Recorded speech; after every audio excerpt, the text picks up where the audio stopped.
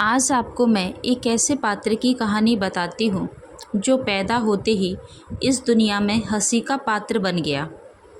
इसकी हड्डियाँ 8 जगह से टेढ़ी थी, लेकिन यही बालक आगे चलकर ऋषि अष्टावक्र कहलाए। बहुत समय पहले की बात है। एक बालक का जन्म ऋषि कहोल और माता सुजाता के यहाँ हुआ था। ये बालक जन्म के समय 8 जगहों से टेढ़ा मेढ़ा था।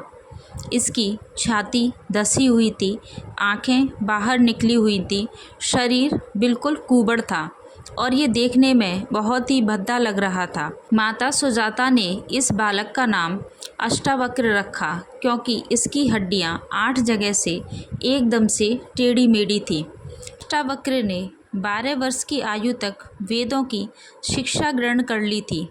वे बहुत ज्ञानी हो चुके थे, पर गांव नगर में उनका मजाक हमेशा बनता रहा। अष्टावक्र को देखकर सभी लोग उनकी हंसी उड़ाते थे, उनका मजाक बनाते थे।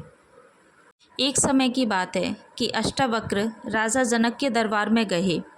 वहाँ शास्त्रार्थ चल रहा था और अष्टावक्र के वहाँ पहुँचते ही ज्ञानी पुरुष उनको देखकर हंसने लगे। इस पर अष्टावक्र भी ज़ोर ज़ोर से हंसने लगे।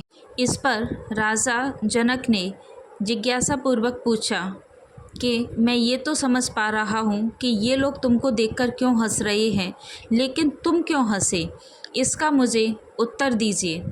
इस पर अष्टावक्र बोले कि हे राजन, मैं तो यहाँ ज्ञानियों की सभा सुनकर आया था शास्त्रार्थ करने, लेकिन यहाँ तो मुझे सभी लोग मोची दिखाई पड़ते हैं।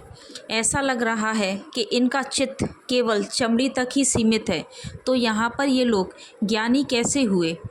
ये तो अभी केवल शरीर में ही फंसे हैं, जबकि शरीर का ज्ञान से कोई लेना देना ही नहीं है।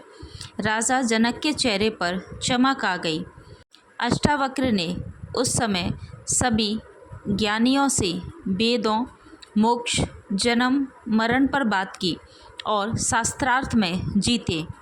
इस सब को देखकर राजा जनक उठे और ऋषि अष्टावक्र के चरणों में बैठकर बोले कि हे मुनिवर, हे ऋषि, आज से आप मेरे गुरु हैं और यहीं से शुरू होती है अष्टावक्र गीता, जो आगे चलकर वेदांत का सबसे ऊंचा ग्रंथ बनी।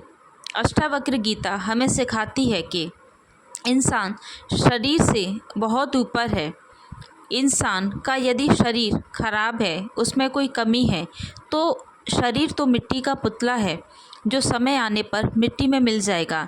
दुनिया आपको जैसे भी देखे फ़र्क नहीं पड़ता।